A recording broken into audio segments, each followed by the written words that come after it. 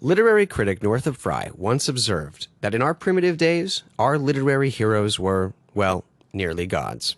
And as civilization advanced, they came down the mountain of the gods, so to speak, and became more human, more flawed, less heroic.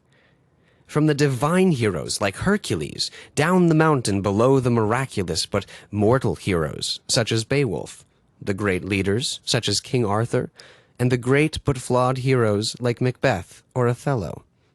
Below, even the unlikely but eventual heroes such as Harry Potter, Luke Skywalker, or Hiccup. Until we reach the bottom and meet the antihero. Contrary to the sound, the antihero is not the villain, not the antagonist.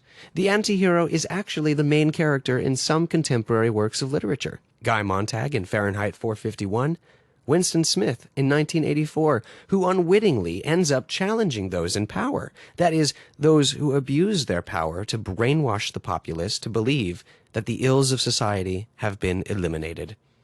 Ideally, those who challenge the establishment should be wise, confident, brave, physically strong with the type of charisma that inspires followers. The antihero, however, at best demonstrates a few underdeveloped traits. At worst, is totally inept. The story of the antihero usually unfolds something like this. The antihero initially conforms, ignorantly accepting the established views, a typical, unquestioning, brainwashed member of society. The antihero struggles to conform, all the while starting to object, perhaps finding other outsiders with whom to voice his questions, and naively, unwisely, sharing those questions with an authority figure. The antihero openly challenges society and tries to fight against the lies and tactics used to oppress the populace. This step, for the antihero, is seldom a matter of brave, wise, and heroic opposition. Maybe the antihero fights and succeeds in destroying the oppressive government with a lot of impossible luck.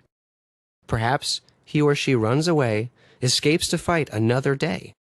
All too often, though, the antihero is killed or brainwashed to return to conformity with the masses. No heroic triumph here. No brave individual standing up against impersonal institutions of a modern world, inspiring others to fight, or resourcefully outwitting and outgunning the massive army of the evil empire. Our storytelling ancestors calmed our fears of powerlessness by giving us Hercules and other heroes strong enough to fight off the demons and monsters that we suspected haunted the night beyond our campfires. But eventually, we realized the monsters did not lie out there. They reside inside of us. Beowulf's greatest enemy was mortality. Othello's, jealousy. Hiccup, self-doubt. And in the tales of the ineffectual antihero, in the stories of Guy Montag and Winston Smith, lie the warnings of contemporary storytellers playing on very primitive fears. That we are not strong enough to defeat the monsters.